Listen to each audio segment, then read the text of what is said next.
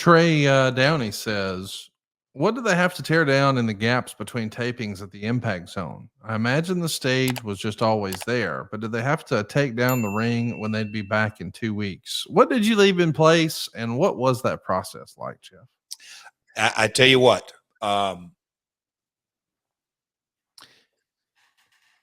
for those that know, that when you really got in and looked at the financials from oh 06, oh 07, oh 08, oh 09, when we went from 1 to 2 hours and all this.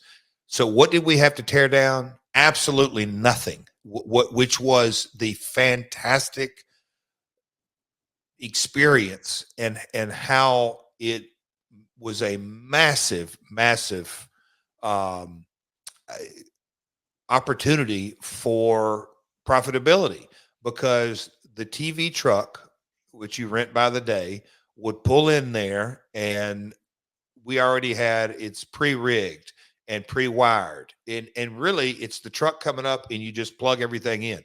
The lights stayed up, the stage stayed up, the bleachers, obviously, the fans, the stands, the pre-tape setups, the pre-tape rooms, the settings, everything stayed in place. The ring, we would unloosen the ropes so they wouldn't be tight. We just came in, and after each taping was over, it was one of those park services that it was a huge cleaning job and all that kind of stuff. But everything got to stay in place when we had the deal, and we did. It was literally a 12-month lease, so nothing.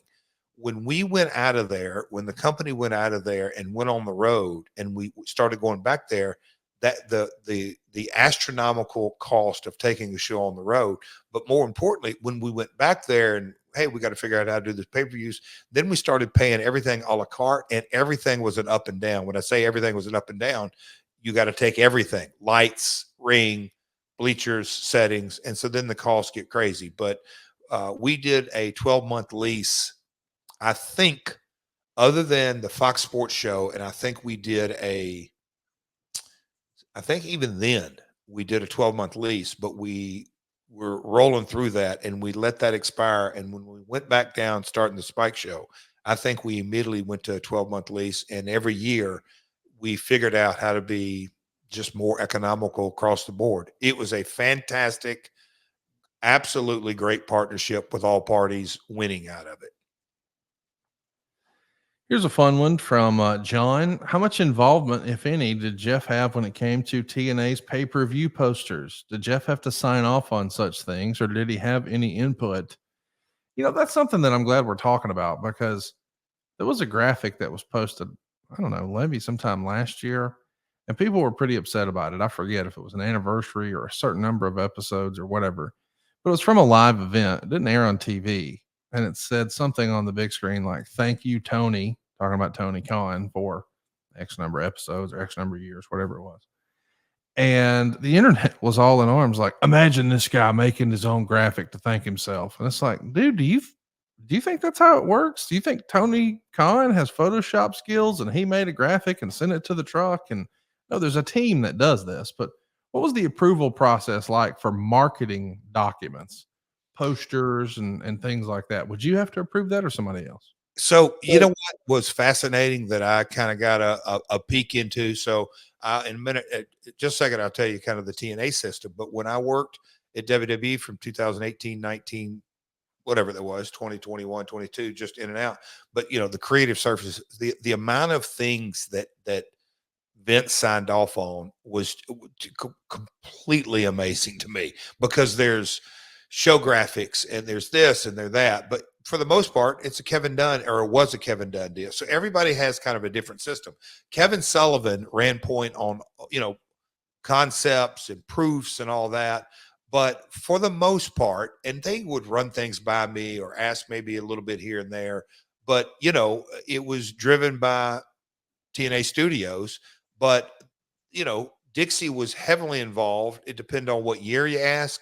She would weigh in, but you've got 12 different pay-per-view logos, and you've got a show logo, and then you may have a special show. So there's a constant evolution. So there's a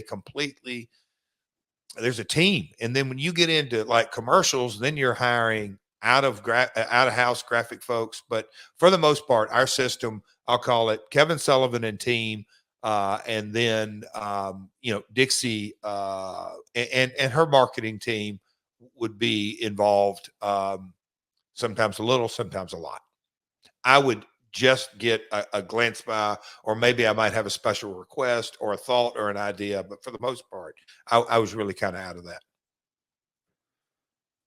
Another fun question here. Social media can be negative, however, it can be positive. So, can you please share someone or someone's who you think could have been a bigger star in the 80s or 90s with the social media ability to reach a larger audience? So, if social media existed in the 80s or 90s, who do you think would have benefited the most from that, Jeff? Benefited the most. I'll tell you an example in WCW that jumps off the page to me is Norman Smiley. The Big Wiggle, that would have went so viral in a social media context. I Okay. think I think the Big Wiggle would have been a real hit. Oh wow. See, okay, I would. This would be it's thought provoking because I'd have to kind of really lay into social media changed the game in so many things. Oh boy. Um,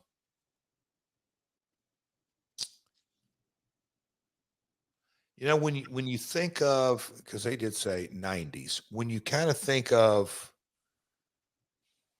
I'm just trying to think of different gimmicks that just laid an egg before it got out of the gate, that social media could kind of give it context and a sense of humor. And I'm just trying to think. I don't know. I may not come up with the right ones. Um, Remember Bastion Booger? Yes, I do. Okay. No, I mean he's a funny dude, man. And the vignettes in those days, those era. I'm not saying specifically, but they were just kind of campy and corny. In real life, that guy would have you in stitches. Super quick witted, and those. I guess you could say if you look at a series of bad vignettes that didn't get over, I think in the social media era that you could tweak and get feedback and you could refine it. And there's certain characters that could have been much more successful than they were, but they were kind of DOA right out of the water from campy vignettes. Even I'm just trying to think of the WCW era in the late 80s. Dusty Rhodes would have been a big star in the 80s. So would Ric Flair. Like Dusty Rhodes and Ric Flair promos would have gone super viral. Super viral. Yes. Yeah.